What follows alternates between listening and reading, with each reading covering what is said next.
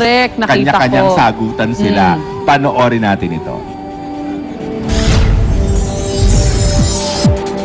Patuloy na usap-usapan ang iringan at patutsadahan daw sa Twitter ng Survivor Philippines Celebrity Double Showdown castaways na sina Ellen Adarna at Mara Yokohama. Kaya naman si Mara naglabas ng kanyang saloobin sa issue. I think lahat nung galit, siguro, I'm not sure pero siguro galing sa bitterness. I mean, baka kasi hindi siya nakalaro ng Survivor sa isla, ngayon yung nilalaro, diba? Hindi ko talaga alam. Pero ako naman, wala akong hatred, wala akong bitterness towards her. So ako, at peaceful naman ako. I don't know why she's mad at me. Ang alam ko lang na naging clash namin is one time during Twitter. Pero parang mukhang may malalim pang pinanggagalingan.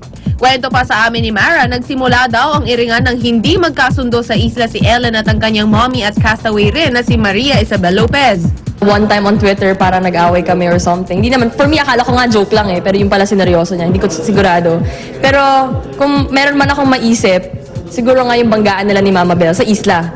Hanggang ngayon po pala, nangaaway pa rin siya sa Twitter. Naririnig ko lang sa mga fans. Pero ako parang natawa na lang ako. Ini-ignore ko na lang yun kasi ako, I'm still in Survivor. I'm still playing the game, diba? Sa show. So ako, hindi ko na kailangan kung mga away siya sa akin, I don't think I have to stoop down to her level. Honestly. At sa nalalapit na pagtatapos ng nasabing reality show, ay magkakaroon ng reunion special ang castaways kung saan maaaring magkita ang dalawa. Magpansinan kaya ang dalawa.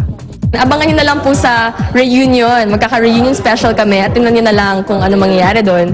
I'm sure pagdating doon, medyo hindi ko alam kung ano mangyayari doon. Kaya lang kasi pag nagkakarat naman kami, decent kami. Hindi naman decent. Siguro hindi lang kami nagpapansinan or hindi kami nag-aano. Sana doon sa reunion sabihin niya na sa akin kung ano yung tunay na rason kung bakit siya galit.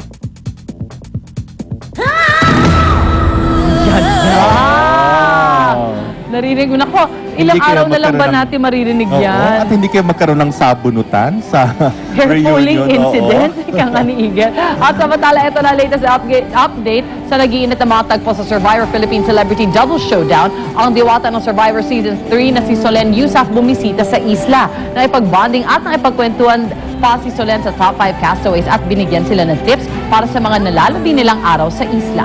Hanga raw si Solen sa ginawang strategy ni Mara para mabawi ang immunity bracelet mula kina May at Betong. Dahil nga naging emotion ang ginamit ni Mara para mabawi yung immunity bracelet. Siya raw ang swing vote ng top 5 at ito ang kapangyarihan na hawak niya. Si May naman, na siyang paborito ng lahat, kinumpara ni Solen kay Moy ng kanilang batch. Kaya payo ni Solen kay Steph. Mabuti ang pananatili ni May sa...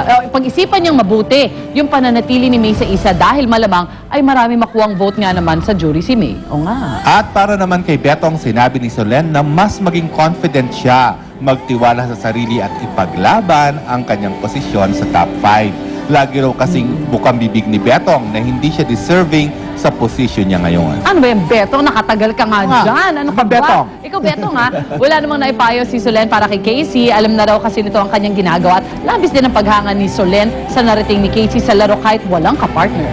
At sa huling mga araw ng castaways sa isla, kotse ang maaaring mapanalunan ng isa sa kanila. Abangan nyo yan sa Survivor Philippines Celebrity Double Showdown mamayang gabi sa GMA Telebabad pagkatapos ng Legacy.